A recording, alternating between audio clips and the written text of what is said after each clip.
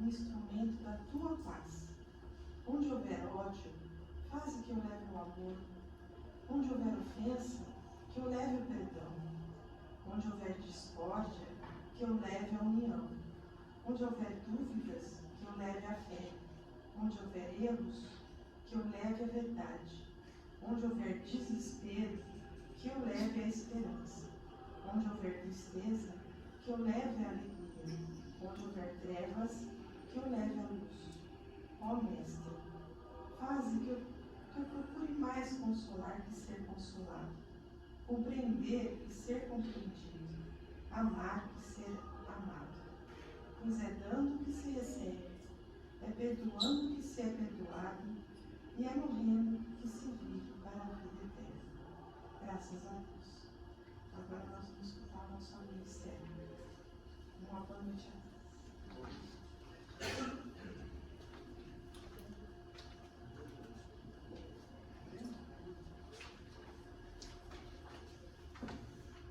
Boa noite, queridos irmãos.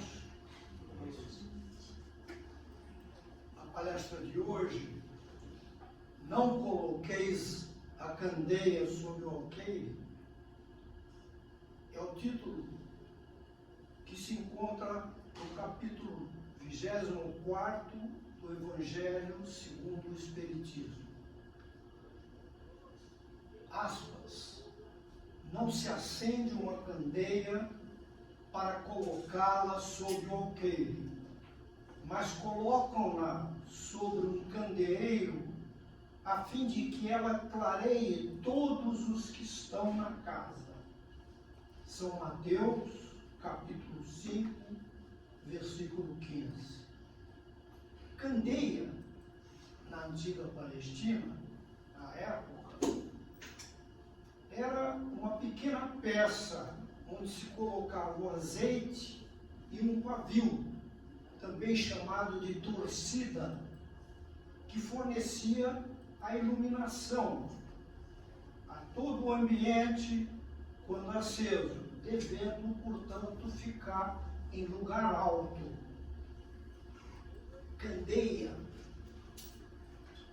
Alqueire era um vasilhame, normalmente de barro, poderia ser também de taquara, mas dependendo para que ele seria usado. O de barro servia tanto para grãos como para o líquido, azeite. O outro serviria apenas para grão. Elas eram um tipo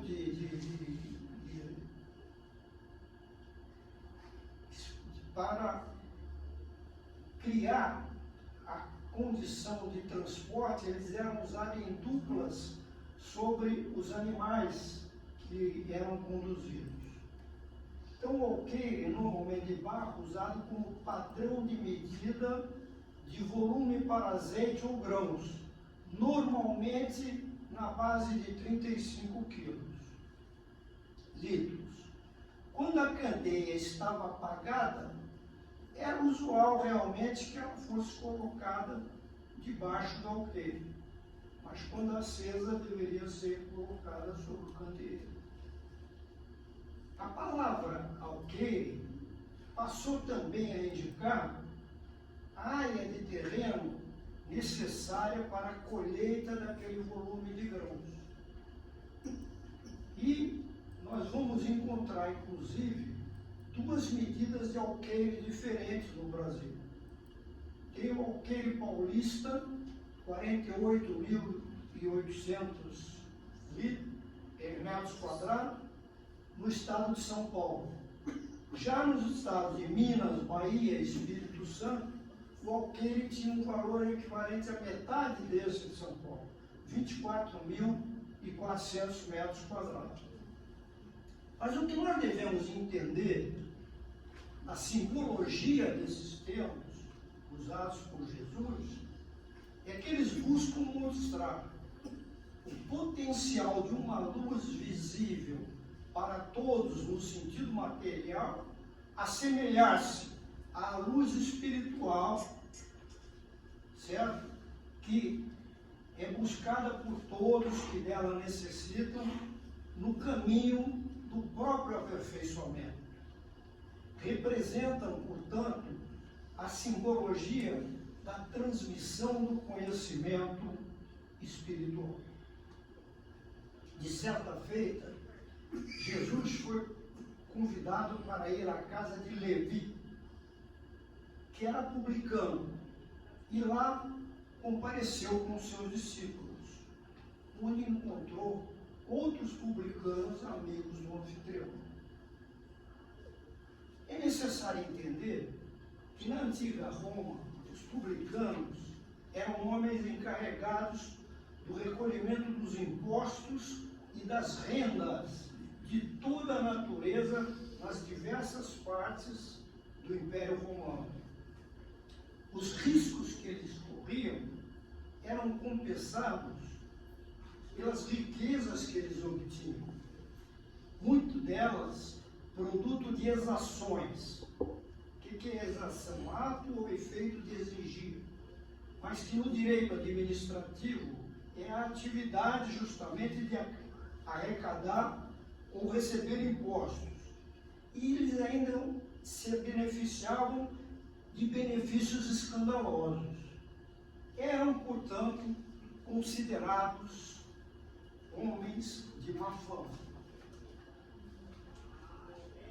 E em Mateus, capítulo 9, versículo 10 a 12, encontramos, aspas, Jesus estando à mesa na casa desse homem, aí vieram muitos publicanos e pessoas de má vida que se assentaram à mesa com Jesus e seus discípulos. O que os fariseus, tendo visto, disseram aos seus discípulos, o que o vosso mestre come com os publicanos e pessoas de má vida? Mas Jesus, os tendo ouvido, disse-lhes, os sãos não têm necessidade de médico, mas os doentes. Na realidade, Jesus se dirigia sobretudo aos pobres e aos desafetos, deserdados, pois eram os mais necessitados das consolações.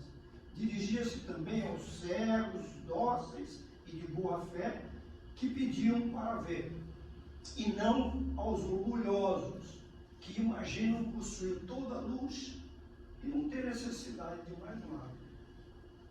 Os fariseus eram aqueles homens que se importavam demais com as aparências e não admitiam a transgressão às leis. Exigiam o cumprimento de ordens e procuravam, com frequência, envergonhar Jesus. E foi a parte do povo também que mais atuou para que Jesus fosse sacrificado. Apesar de tudo isso, a ação de Jesus com Levi e seus amigos levou a que este homem se transformasse em um dos seus mais fiéis seguidores e se transformasse em Mateus. A luz levada por Jesus a esse novo discípulo serve para nos mostrar que a candeia não se encontrava debaixo do alqueire. Com relação a esse tema, deve-se ter presente o exemplo constante de Chico Xavier na sua atuação, que mesmo sendo criticado, particularmente pelos seus familiares, ainda quando residia em Pedro Leopoldo, pois eles não possuíam o mesmo grau de compreensão espiritual de Chico, jamais deixou de apoiar aquelas pessoas mais necessitadas e continuou atendendo-as com dedicação, paciência e persistência. Mudando-se para Uberaba, prosseguiu atendendo também pessoas que, segundo alguns críticos, atrapalhavam o seu trabalho, com prejuízo de outras com mais capacidade de aproveitar seus ensinamentos. E perguntado, em certa ocasião, sobre o fato de continuar apoiando uma determinada pessoa nessas condições, respondeu: minha missão nessa vida é apoiar e procurar recuperar e encaminhar todas aquelas almas que necessitem.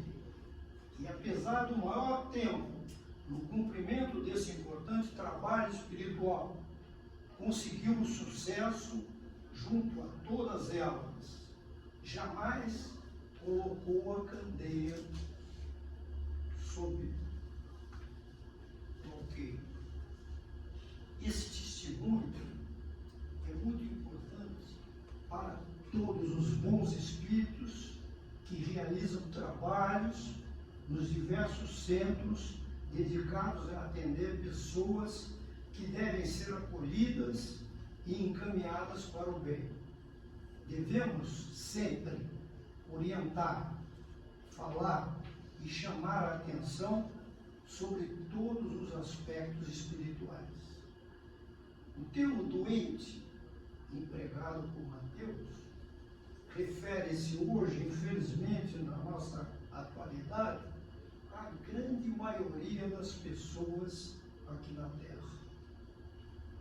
A seguir, vamos encontrar ainda nesse capítulo as palavras de Mateus, nos versículos 32 e 33 do capítulo 10. Aspas.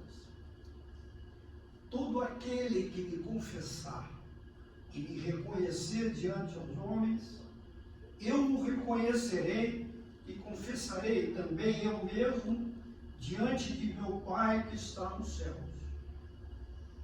E todo aquele que me renegar diante dos homens, eu o renegarei também eu mesmo diante do meu Pai que está nos céus.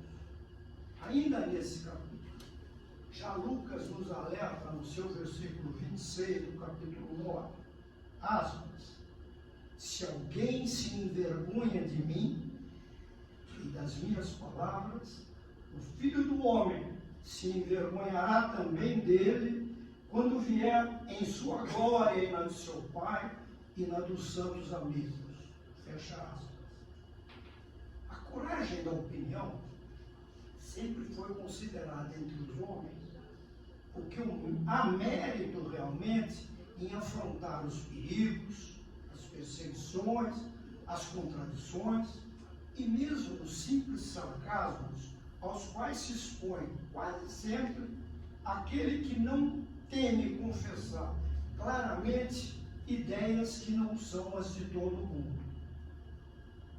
No caso do Espiritismo, trata-se da determinação das pessoas que no momento em que passam a reconhecer e terem a convicção da certeza da imortalidade da alma, entendem que temos um Deus que é Pai e Criador de todos os nós e do universo. Dessa forma, temos não apenas que agir, mas respeitar e reconhecer essa situação, pois é isso que faz as pessoas se encherem de coragem e de fé. É da mesma forma a certeza que os primeiros cristãos tiveram, uma inabalável fé e robusta coragem, em virtude de terem recebido aquelas lições dos discípulos diretos e indiretos de Jesus, por intermédio dos textos que eram copiados e passados de mão em mão, ou de informações verbais, e todos, na maior simplicidade e dedicação, fizeram sempre um inestimável trabalho no âmbito da região em que foram se firmar. Então eles se enchiam de coragem, pois, como se diz atualmente, deveriam remar contra a correnteza. Na época em que boa parte daqueles territórios era dominada pelos romanos, onde já tinha havido a aceitação de deuses diversos, decorrente naturalmente da influência dos vários povos que haviam dominado aquelas regiões. Dessa forma, vamos encontrar as influências das tradições e religiões de diferentes povos, como egípcios e gregos, entre outros, Mas ali também chegaram os cristãos. Mas antes dos cristãos, chegaram os hábitos e as tradições dos judeus. E no início, os romanos não diferenciavam o que era o judaísmo ou o que era o cristianismo. Os romanos rejeitaram sempre, categoricamente, todos esses costumes e credos dos chamados povos das periferias.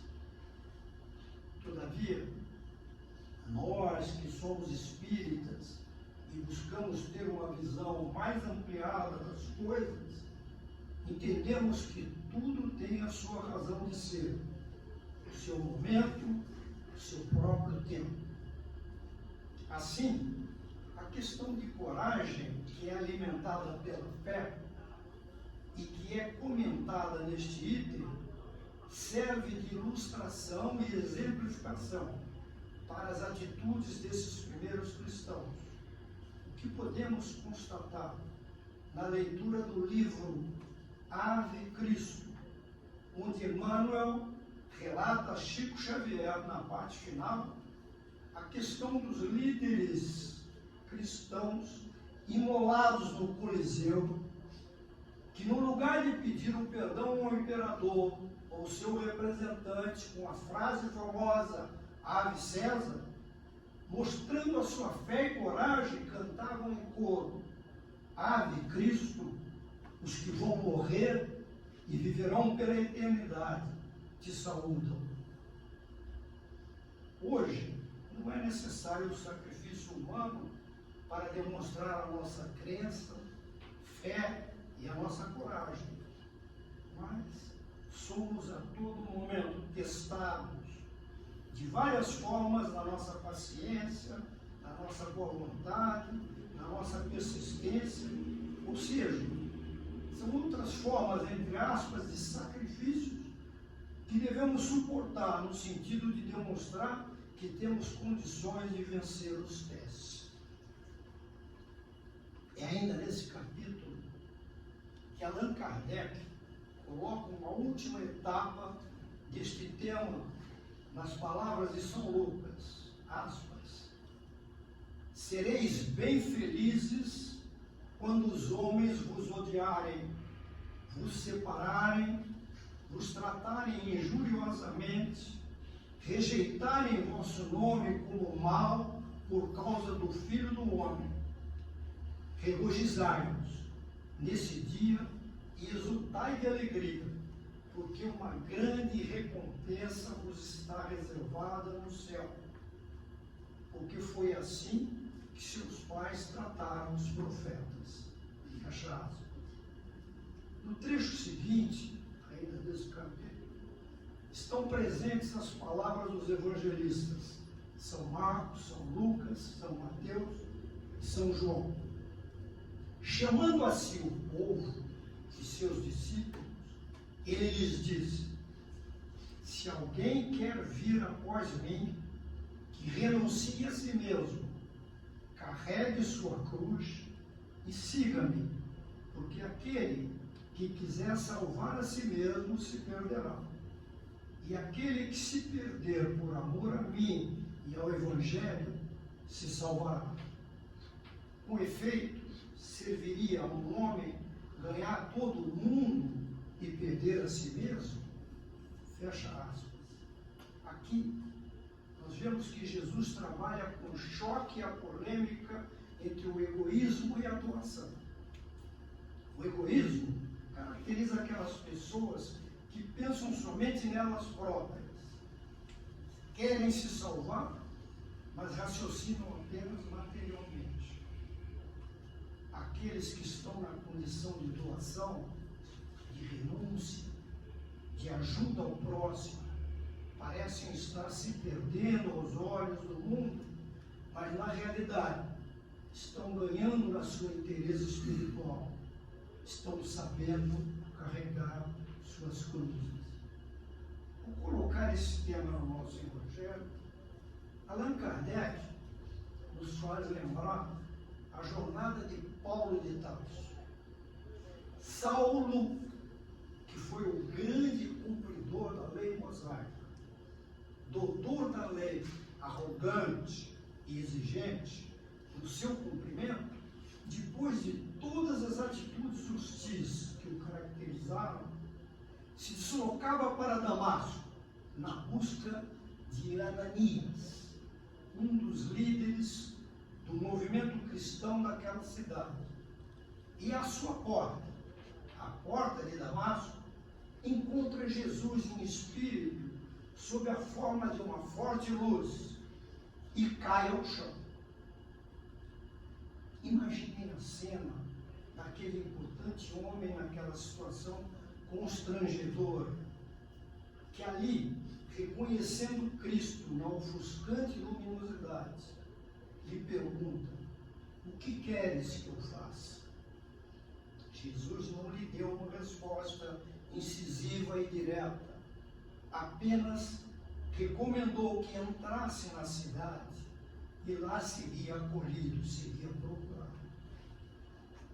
E ele foi procurado justamente por Ananias, a quem iria prender, que o acolheu e depois de alguns dias retirou a sua cegueira física. Mas devemos entender que o fato de tirá-la carrega a simbologia de que ele estava abrindo os seus olhos para a realidade espiritual. Ananias passa então a lhe dar uma série de orientações, e as escondidas, o doutor Saulo é obrigado a sair da cidade na calada da noite para não ser preso. Passa então por um período de 3 anos andando pelo deserto, meditando e voltando a exercer a sua profissão original de família, tecelão. Nessas condições, sofria momentos de extrema incerteza, com muitas atribulações de ordem mental. Imaginem a situação em que se encontrava. Perdeu a noiva, tinha sido algoz do primeiro mártir do cristianismo, Estevão, viu Cristo e foi acolhido por um cristão que deveria ter sido seu prisioneiro. Ele passa então por um momento de transição e nessas condições, em um certo dia bastante abatido,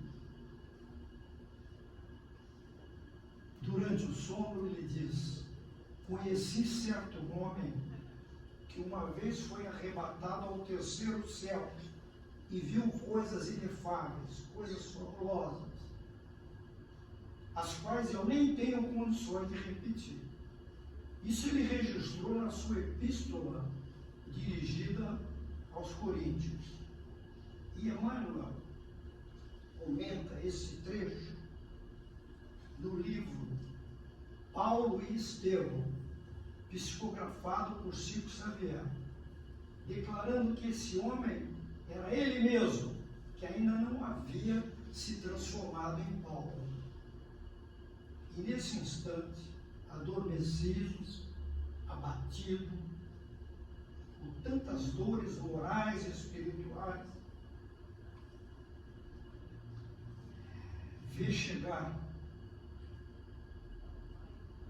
Estevão e a sua noiva Abigail, porque ele já estava naquela situação com muitas dúvidas, mas querendo buscar um novo caminho. Abigail, sua noiva, a ele se adiantou e perguntou: Saulo, o que choras se ainda estás apenas começando? A partir daí, ela inicia um diálogo espiritual e passa a orientá-lo sobre o que fazer. Surge então a recomendação que é conhecida como Lema de Abigail, ou Recomendação de Abigail, que se resumia apenas a 4 palavras: ama, trabalha, perdoa e espera. E ele aprendeu a partir daí a carregar a sua própria cruz, utilizando essas 4 palavras, e animado por essa orientação, venceu na sua própria existência, transformando-se no grande Paulo, o maior divulgador do cristianismo. E, embora não tenha conhecido o Cristo pessoalmente, tornou-se o seu maior apóstolo. É exatamente Paulo que, ao chegar no final da sua existência, registra: não sou eu, mas quem vive em mim é o Cristo. Então, ele conseguiu vencer a si próprio e, por assim dizer, salvar a sua alma, em razão de ter aprendido a carregar a cruz das suas dificuldades, recebendo pela lei das causas e efeitos os problemas que ele criou, mas que também aprendeu a enfrentar com a compreensão trazida pelo cristianismo. Isso, a mensagem de hoje, de não colocar a candeia sobre o alqueire, tem em Paulo de Tarso o grande exemplo, pois, embora com uma vida difícil, complexa, complicada, foi também de extrema renúncia e dedicação em todos os momentos do seu despertar para a religiosidade, tendo sempre colocado bem acima e irradiante a luz do cristianismo. Avante, irmãos, para juntos caminharmos pela vitória da luz. Muita paz, graças a Deus, graças a Deus.